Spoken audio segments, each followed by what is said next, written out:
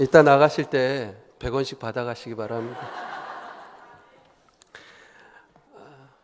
어느 가족이 짜장면 집에 가서 짜장면하고 우동을 시켰습니다.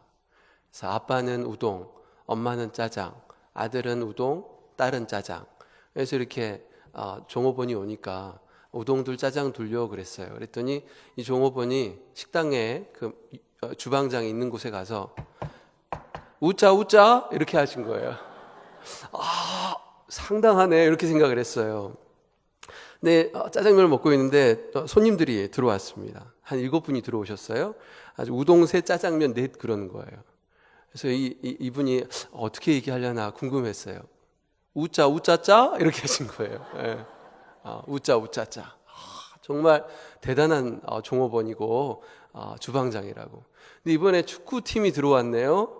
그래서 우동, 짜장, 짬뽕, 탕수육, 팔보채 뭐 가지가지 시킨 거예요. 그래서 이번엔 도대체 어떻게 이 난국을 극복할까? 어떻게 했겠습니까? 들었지? 네. 오늘 설교 시간에도 하나님의 말씀을 중심으로 여러분과 제가 그렇게 잘 소통되기를 바라겠습니다. 네. 여러분, 예배를 성공하기 위해서는 여러 가지가 필요하죠. 우리 하나님께서는 항상 예배자에게 복을 주시기 위해서 언제나 스탠바이가 되어 있습니다. 그 하나님의 응답하기 위해서 목사도 준비를 하고요, 성도들도 준비를 합니다. 근데 성도가 해야 될 게 3가지가 있습니다. 오늘 한 가지만 같이 나누려고 해요. 왜 그럴까요? 다음에도 불러주면 나머지 한 가지는요, 분위기예요. 분위기. 여러분, 제가 전에 사역할 때 우리 외곽도로 이렇게 타고 다니다 보면 한겨울인데도 개나리가 필 때가 있어요. 저 개나리가 정신이 나갔구나 이렇게 생각이 들었는데, 자세히 봤더니 굉장히 추운 날씨였는데 며칠 따뜻한 거예요. 그러니까 이 개나리가 봄이 왔다고 생각하고 꽃을 핀 겁니다. 여러분, 성령께서 어떻게 임하실까요? 성령이 임할 수 있는 분위기가 있는 거예요. 그 분위기가 될 때 하나님께서 이곳에 성령을 주어도 꽃을 피울 수 있겠구나 생각하고 그 분위기를 보고 성령을 임재해 주십니다. 근데 제가 우리 소망교회를 떠나서 서울에서 두 교회에 있으면서요, 제가 그 분위기, 우리 소망교회 분위기 하면은 뭐 전국 최고 아니에요? 네. 아니에요?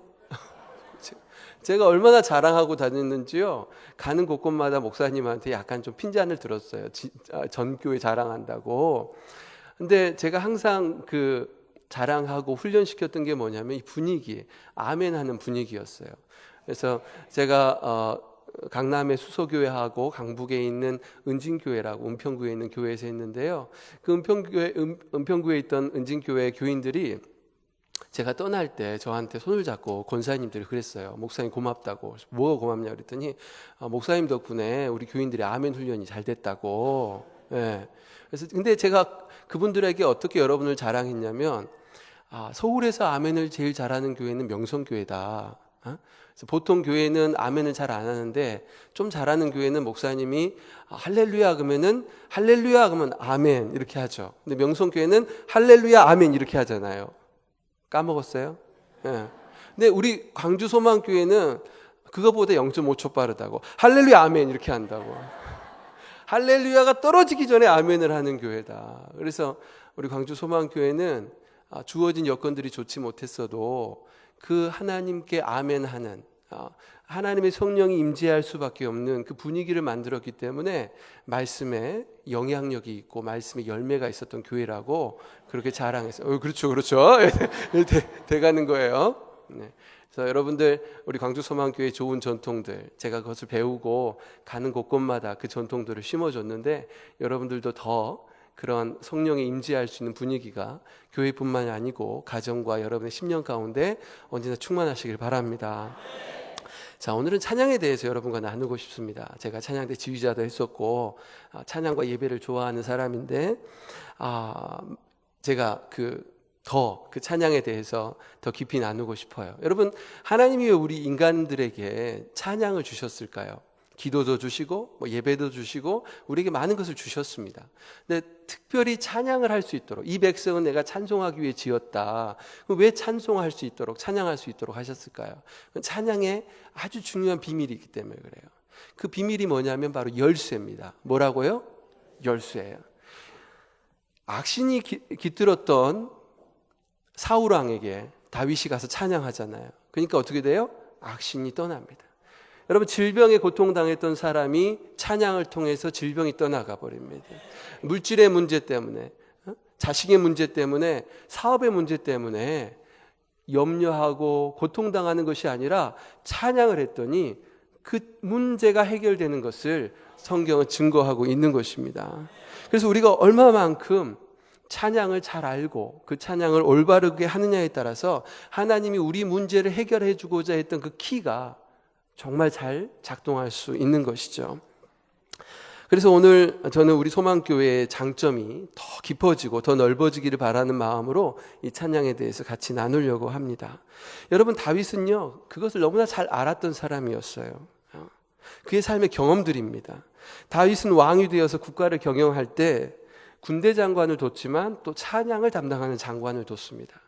그리고 사람들을 훈련시켜가지고요, 조직화했어요. 성경에 보면 24반열이 찬양했다. 그건 무슨 말이냐면 하루 종일 찬양하겠다는 거예요.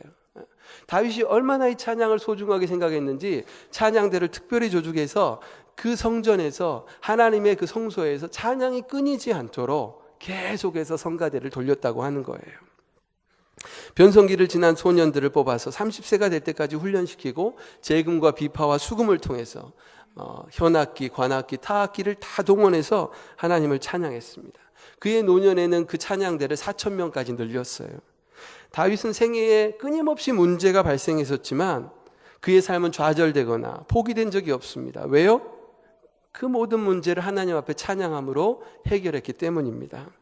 여러분의 삶에도 이런 은총이 가득하기를 간절히 바라겠습니다. 그러면 도대체 다윗은 어떤 찬양을 드렸기에 삶의 문제를 그렇게 해결하고 인생의 부흥과 성공과 평안을 얻었을까요? 오늘 성경은 그것을 아주 잘 요약하고 있습니다. 첫 번째는요, 오늘 본문 1절에서 3절이에요. 다시 한번 여러분 1절과 3절을 같이 읽어보도록 하겠습니다. 시작. 여호와는 나의 목자시니 내게 부족함이 없으리로다. 그가 나를 푸른 풀밭에 누이시며 쉴만한 물가로 인도하시는도다. 내 영혼을 소생시키시고 자기 이름을 위하여 의의 길로 인도하시는도다. 아멘. 첫 번째는요, 감사의 찬양이었어요. 무슨 찬양이요? 감사의 찬양. 여러분, 가끔 사람들이 감사를 잘 이해하지 못합니다. 어떤 일을 기도하고요, 응답이 되면 그때서야 이렇게 감사헌금에 10,000원, 10만 원 넣고 자기의 감사를 다했다고 생각을 해요. 근데 하나님이 찬양을 통해서 문제를 해결하시기 위해서 키를 주셨는데 그것은 그런 감사가 아니에요. 한번 따라해 볼까요? 감사란 현재가 아닌 문제의 너머에 있는 미래에 대한 반응이다. 아멘. 신앙의 대가들은요, 하나님께 큰 은혜를 받은 사람들의 특징은 뭐냐면 지금 문제가 있어요. 아직 해결되지 않았어요. 근데 이 문제가 이미 해결되고 하나님의 선하신 손을 경험한 것처럼 감사하는 사람들이에요. 문제가 해결돼서 감사헌금을 드리는 것이 아니라 문제가 터졌을 때, 아직 문제가 해결되지 않은 그때에 미리 반응하면서 드리는 것이 바로 감사라는 겁니다. 여러분, 예수님이요, 많은 사람들에게 하나의 말씀을 증거했어요. 근데 5,000명, 남자만 5,000명이 굶주리고 있었습니다. 그때 제자들이 예수님 어떡하죠? 저 사람들 굶어 죽게 생겼는데 뭘 좀 먹여야 되지 않겠습니까? 예수님이 니들이 먹여라. 저희들 가진 거 이거밖에 없습니다. 오병이어를 갖고 오잖아요. 근데 예수님이 그때 기도를 드립니다. 근데 그 기도라고 하는 내용이 뭐냐면 유빌라테 데오, 하나님께 감사한다는 거예요. 예수님이 지금 문제가 있어요. 5,000명을 먹여야 돼요. 근데 내가 갖고 있는 건 오병이어밖에 없습니다. 아직 해결되지 않았어요. 근데 예수님이 뭐라 그래요? 하나님 감사합니다. 이들을 다 먹이시고 하나님의 영광을 드러내실 줄로 믿습니다. 그러자 어떻게 돼요? 다 먹고도 12광주리가 남죠. 여러분, 감사라고 하는 것은 문제 너머에 이미 하나님이 어떻게 역사하실 것을 발견하고 그거에 대해서 미리 반응하는 것이 감사라고 하는 것입니다. 오늘 다윗도 그랬어요. 오늘 본문에 보면 굉장히 목가적입니다. 시편 23편이. 그러나 실상 그렇지 않습니다. 다윗에게 가장 자랑스러웠던 아들이 있었죠. 압살롬입니다. 압살롬의 어머니는 왕족이었거든요. 압살롬, 정말 자랑스러운 아들이었어요. 근데 그 압살롬이 오늘 반란을 일으켰습니다. 새벽에 예루살렘을 쳐들어왔어요. 다윗은 황급히 도망갈 수밖에 없었습니다. 왕복을 갖춰 입은 것도 아니고 잠옷 차림으로 몇 시간을 도망쳤어요. 그를 따랐던 친위병들은, 그 멋졌던 그 군의병들은 그들에게 갑옷이라고 할 것도 없이 정말 초라하고 비참한 모습으로 다윗을 쫓아가는 패장병들밖에 없었습니다. 다윗이 지나가는 골목마다 사람들이 와서 다윗을 비난했어요. 나 너 그럴 줄 알았다. 사울왕에게 그렇게 할 때 내가 그렇게 하나님이 너에게 저주를 내릴 줄 알았다. 이렇게 온통 저주와 어려움밖에 없었습니다. 그가 평생에 쌓아온 모든 것들이 날아가 버린, 도저히 믿어지지 않는 상황 속에 있었어요. 그때 다윗이 이 노래를 부른 겁니다. 여호와는 나의 목자니 내게 부족함 없으리로다. 그가 나를 푸른 초장에 쉬게 하시고 인도하네. 여러분, 감사란 무엇일까요? 지금 쌓아온 모든 것, 믿고 자랑스러워했던 모든 것이 다 무너져버린 그 현장에서도 주님이 나의 목자이심이, 주님이 그분이 나의 쉴만한 물가로 인도하실 분임을, 나의 길을 인도하실 분임을 믿고 선포하고 찬양하는 것이 바로 감사인 줄로 믿습니다. 감사의 찬양이 왜 중요한가? 그것은 시편 104편에 증거되고 있어요. 감사함으로 그 문에 들어가며 찬송함으로 그의 궁정에 들어가서 그에게 감사하며 그의 이름을 송축할지어다. 여러분, 감사하면 어디로 들어간다고 해요? 그의 문, 하나님 나라의 문에 들어간대요. 지금 상황에서는 도저히 방법이 없어요. 그런데 감사를 하면 지금 내가 문제 가운데 있는 것이 아니라 하나님의 문 앞에 가 있는 경험을 하게 된다는 것입니다. 여러분, 찬송하면 어디로 들어갑니까? 그의 궁정 안으로 들어가요. 하나님의 궁정, 하나님의 집으로 들어가는 것입니다. 지금 이 땅에 살지만 하나님의 나라를 느낄 수 없지만 지금 없어요. 능력도 없고 지혜도 없고 지식도 없고 힘도 없고 배경도 없어요. 그런데 찬양을 하면 하나님의 집에 들어가서 그분의 능력과 지혜와 지식과 힘과 도전을 얻게 되는 줄로 믿으시기 바랍니다. 여러분, 유다에 아주 신실한 왕이 있었습니다. 여호사밧이라는 왕이었어요. 그는 진실로 하나님의 방법을 통해서 나라를 다스리고 부흥시키려고 했습니다. 이미 북이스라엘에 비해서는 굉장히 왜소해져 버렸고 국가의 기반이 약해져 버린 나라였습니다. 그렇지만 그는 세상의 방법이 아닌 하나님의 방법을 통해서 내가 이 나라를 다시 한번 이렇게 세워보리라, 하나님을 의지했습니다. 나라가 점점 부강해지기 시작했어요. 그런데 여러분, 우리가 하나님을 잘 믿는데 문제가 닥치잖아요. 그렇죠? 큰 문제가 왕에게 닥쳤습니다. 바로 에돔과 모압과 암몬 족속이 연합군을 이루어서 유다를 포위하고 쳐들어온 거예요. 하나님을 믿으면 잘 돼야 되잖아요. 그런데 웬걸 있는 것마저 다 없어지게 생겼어요. 믿고 의지할 곳이 한 군데도 없습니다. 그런데 여호사밧 왕은요, 그럼에도 불구하고 하나님께 나아갑니다. 하나님, 어떡할까요? 살려주세요. 그때 주님이 이 문제를 해결할 수 있는 방법을 알려주세요. 뭐였죠? 찬양대를 세우라는 거죠. 찬양대를 세워서 전쟁터까지 백성을 앞장 세워서 찬양대가 백성을 데리고 전쟁터로 가라는 거예요. 군인을 데리고 가라는 게 아니에요. 찬양대를 조직해서 전쟁터로 백성들을 끌고 가라는 겁니다. 왕은 급히 찬양대를 조직했어요. 그리고 전쟁터로 갑니다. 이런 노래를 불렀습니다. 주께 감사하라. 그는 선하시며 그 인자하심이 영원합니다. 주께 감사하라. 그는 선하시며 그 인자하심이 영원합니다. 주께 감사세. 그는 선하시며 인자하심이 영원함이라. 어떻게 됐을까요? 고개를 넘어 전쟁터로 딱 갔더니 웬걸 다 죽고 없네요. 모압과 암몬과 에돔이 서로 한 명도 남김없이 서로를 칼로 찔러 죽였습니다.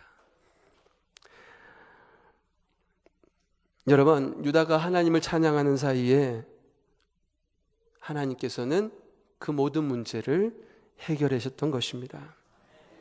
사랑하는 성도 여러분, 큰 절망의 바다 속에서 감사의 찬양을 올리시기 바랍니다. 문제가 해결되기 전에 감사. 내가 서 있는 이곳이 문제의 중심에 하나님 나라의 문이 열리고 하나님의 집에 들어가는 그분의 모든 능력과 권세가 임하는 찬양의 주인공들이 되기를 바랍니다. 두 번째는요, 4절에서 5절이에요. 한번 같이 읽어볼까요? 시작.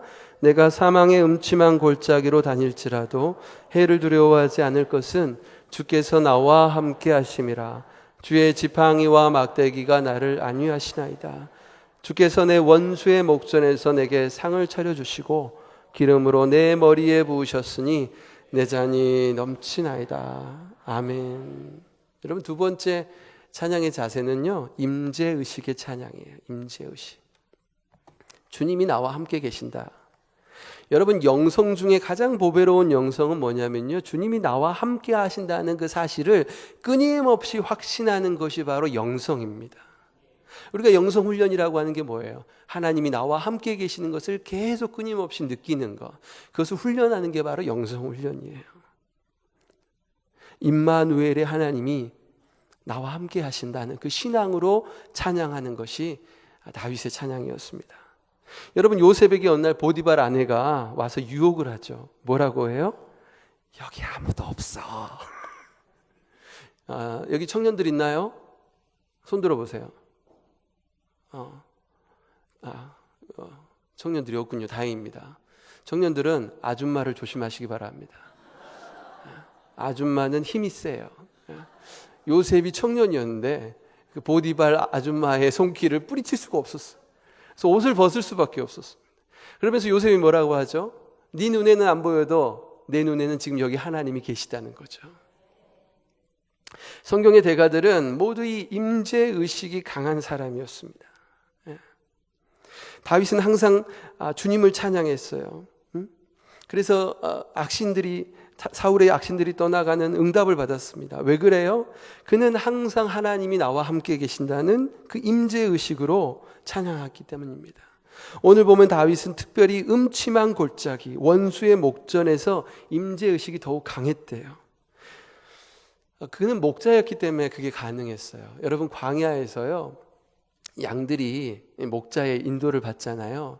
근데 이 양들은 잘 안 보이지 않습니까? 겁도 많아요. 어두컴컴한 밤에 있다 보면 양들이 막 벌벌 떤대요. 조금만 막 소리가 나도 막 난리가 난다는 거예요. 그러면 목자들이 그 양들을 안심시키기 위해서 무엇을 하냐면은 막대기를 들고 땅바닥을 이렇게 친대요. 그러면 양들이 평안해진대요. 왜 그래요? 우리 목자가 저기 계시구나. 그 지팡이 소리를 듣는 거예요. 다윗은 그걸 알았어요. 내가 사망의 음침한 골짜기를 다닐지라도 원수의 목전에서도 주님이 나와 함께 계신다는 것을 알았던 것입니다. 여러분의 삶에서 어떤 지팡이 소리를 듣고 계십니까? 아프리카에서는요, 이 아이들을 성인식 할 때 치르는 행사가 하나 있었어요. 그것은 칼 한 자루를 쥐어주고 밀림 속에다가 혼자 놔두는 거예요. 그래서 그 밤을 무사히 보내면 이제 너는 성인이다, 그렇게 해줍니다.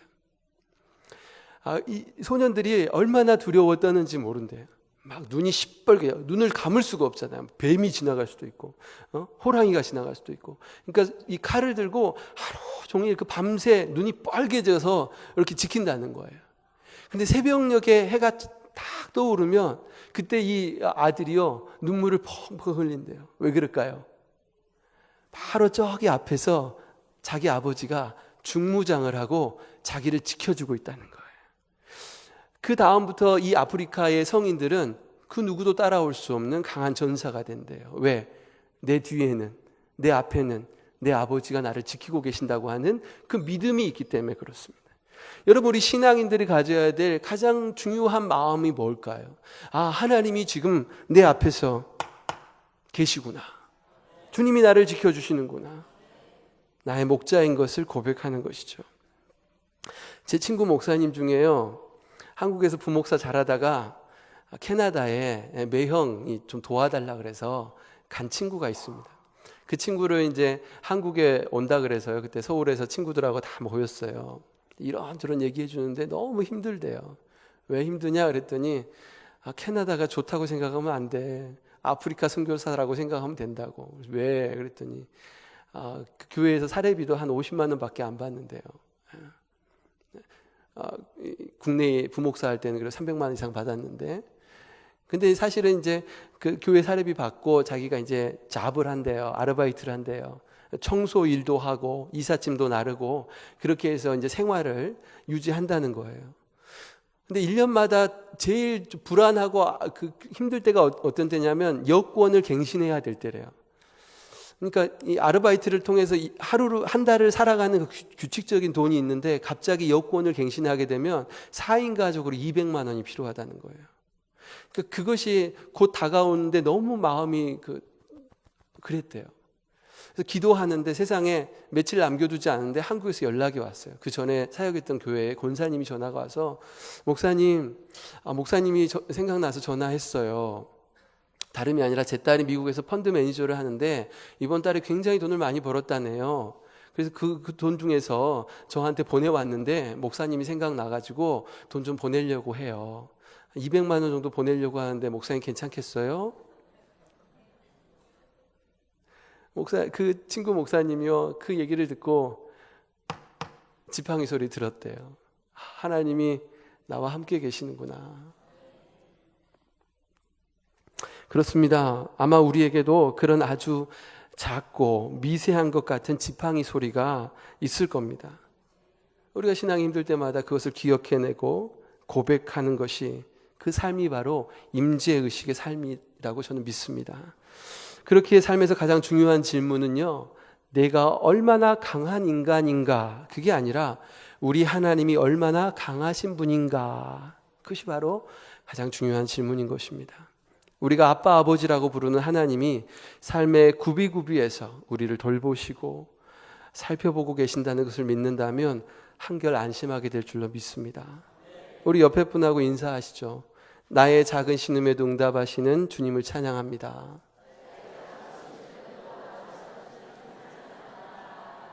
아멘. 여러분 아까 찬양하셨잖아요.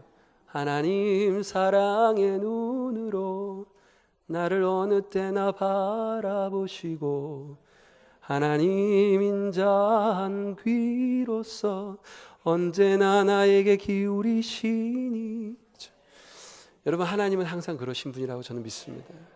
찬양할 때마다 나의 삶에 오셔서 들려주셨던 그 지팡이를 다시 되새기고 하나님 그렇습니다 주님 고백합니다. 찬양합니다. 그럼 여러분의 삶의 문제가 해결될 줄로 믿습니다. 마지막으로는 6절입니다. 같이 읽어보시죠. 시작. 내 평생의 선하심과 인자하심이 반드시 나를 따르리니 내가 여호와의 집에 영원히 살리로다. 아멘. 자, 첫 번째는 감사가 다르다 그랬죠. 두 번째는 임재의식의 찬양인데 세 번째는요 목적이 바른 찬양이에요. 목적이. 어느 안수 집사님이 사업에 실패하셨어요. 제 아는 형님 교회 안수 집사님이신데 이분이 수많은 빚쟁이들한테 쪼달리잖아요. 그래서 다 한 사람 한 사람 찾아가서 정말 죄송합니다. 제가 반드시 갚을 테니까 조금만 기다려 주십시오. 그래서 이분이요 막노동을 하면서 그 빚을 다 갚아 나가셨어요. 근데 이제 사업이 망하면서 이분이 다시 시작한 게 있었는데 새벽 기도였습니다. 새벽 기도. 열심히 기도하고 막노동하고 지친 몸을 가지고도 다시 새벽에 일어나서 기도하고 또 막노동하고 그렇게 몇 년 동안 정말 성실하게 일해서 빚을 다 갚았어요. 그 집사님에게 이제 목사님이 가서 위로하면서요. 집사님 수고하셨어요. 어떻게 그 많은 빚을 세상의 막노동으로 정말 대단하시네요. 집사님 이제 사업 다시 시작하셔야죠. 일어나셔야죠. 근데 이 집사님이요. 아니요, 목사님. 저 다시 사업 안 하렵니다. 아니, 왜 그러세요? 제가 사업 때문에 하나님과의 관계가 멀어졌잖아요.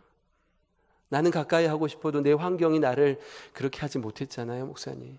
그런데 제가 사업이 망하고 처음에 기도할 때 하나님이 너무 원망했대요. 하나님 왜 저에게 11조도 잘하고 교회에서 봉사도 하는데 왜 나를 이렇게 망하게 만드시냐고 원망의 기도를 했대요. 근데 기도가 조금씩 가면서 알게 됐대요. 그리고 그 집사님 그래요. 저는요 이제 사업과 주님을 만나는 이 새벽 시간을 바꾸지 않으랍니다. 저는 더 소중한 것이 무엇인지 깨달아 버렸습니다. 다윗은 오늘 성경에서 뭐라고 합니까? 찬양을 하면서 주님 내 왕자를 돌려주십시오. 내 명예를 회복시켜 주십시오. 제 부유함을 돌려주십시오. 제 건강을 돌려주십시오 하지 않았어요.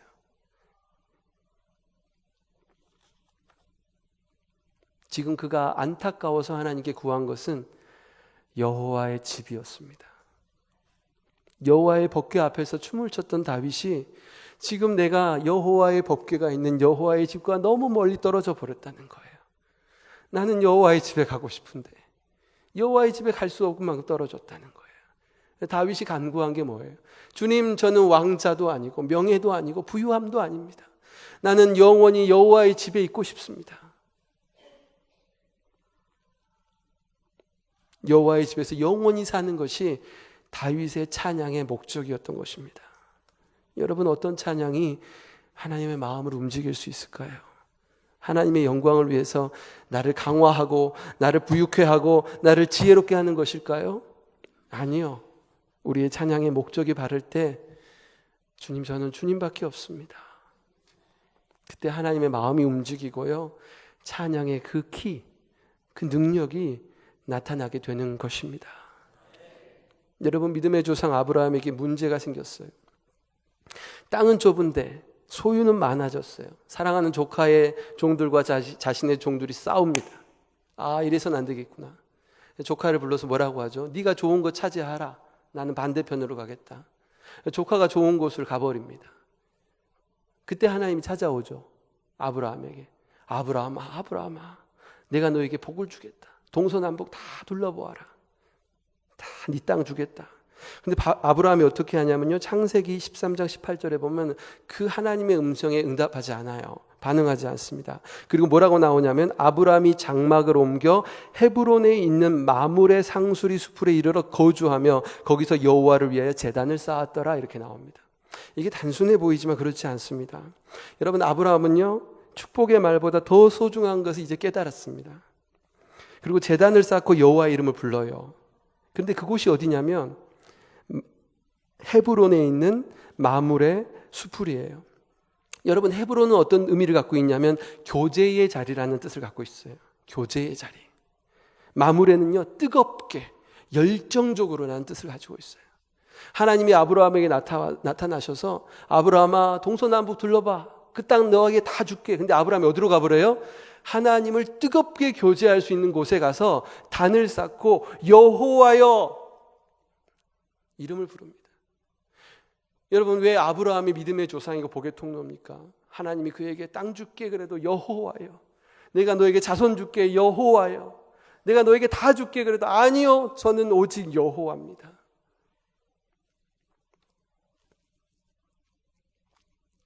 여호와 이름을 목 놓아 부른 것입니다. 이제 그가 선택한 것은 복이 아니라 하나님 그 자체였습니다. 그때 아브라함은 모든 문제 해결을 받고 영원한 언약을 받는 복을 누리게 된 것입니다. 사랑하는 여러분, 찬양에는 능력이 있습니다. 저는 이 찬양의 능력이 우리 한국 땅에 다시 회복되기를 소원합니다. 그리고 새로워지기를 소원합니다. 내 힘이 아닌 주님의 능력임을 끊임없이 고백하는 그런 찬양의 주인공이 되고 싶습니다. 우리 소망교회 그런 교회 되어 주실 거죠? 저는 순천에서 그런 교회를 세우겠습니다. 말씀을 정리해 봅시다.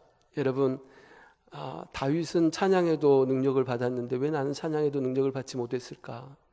다윗은 문제의 한복판에서 감사를 했던 사람이구나. 다윗은 사망의 음침한 골짜기에서도 하나님을 느꼈구나. 다윗은 그의 목적이 바로 하나님 자신이었구나.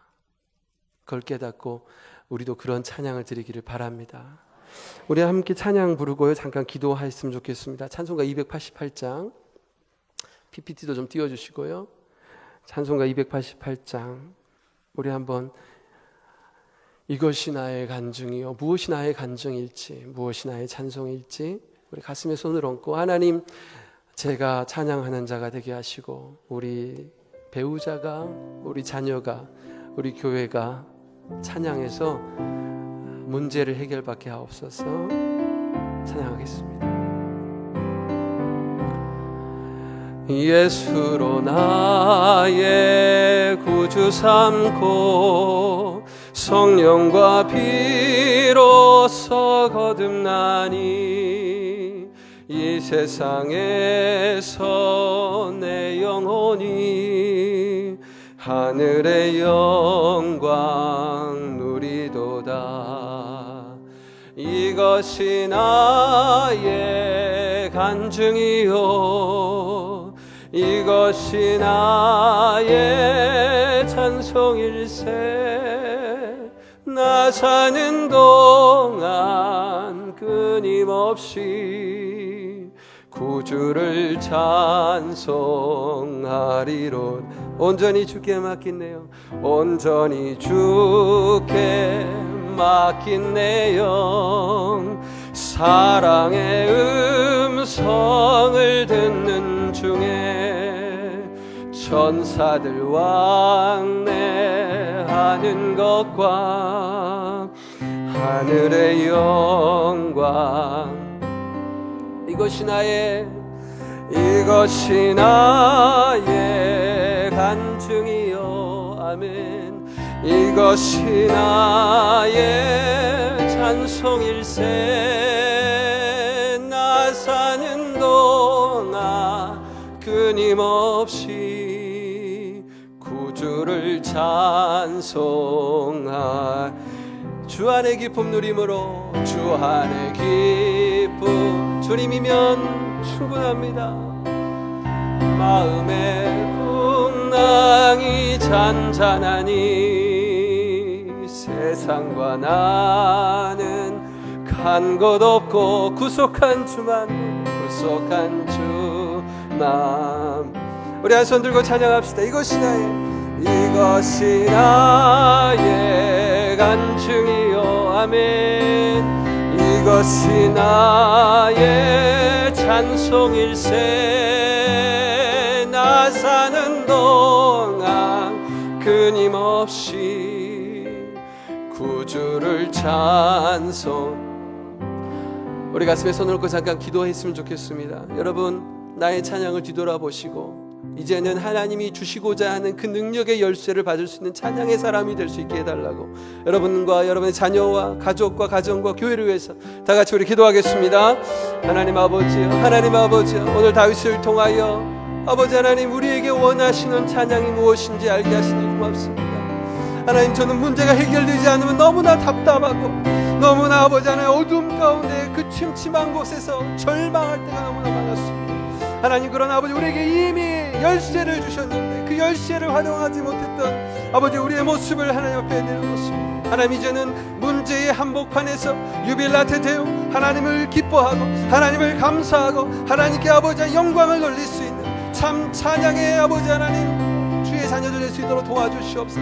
문제가 더 이상 문제가 아님을 문제 너머에 있는 하나님의 영광을 바라볼 수 있는, 그래서 그 영광을 바라보고 감사할 수 있는 아버지 하나님, 스테반 집사가 아버지 돌의 고통보다 그 너머에 있는 하늘의 영광을 보고 감사했던 것처럼 아버지, 우리도 아버지 하나님 문제 넘어 있는 하나님의 영광을 바라보고 감사할 수 있도록 하나님 도와주시옵소서. 우리 자녀들 아버지 하나님 학업과 아버지 하나님 또한 취업과 아버지 하나님 가정을 놓고 기도합니다. 아버지 하나님 문제 앞에서 굴복하는 자녀들이 아니라 문제 넘어 계신 하나님을 바라보고 찬송과 영광을 돌릴 수 있는, 감사할 수 있는 우리 자녀들 될 수 있도록 하나님 도와주시옵소서. 우리 가정에 문제가 있습니까? 하나님, 우리 남편의 문제가 있습니까? 아내가 문제가 있습니까? 자녀가 문제가 있습니까?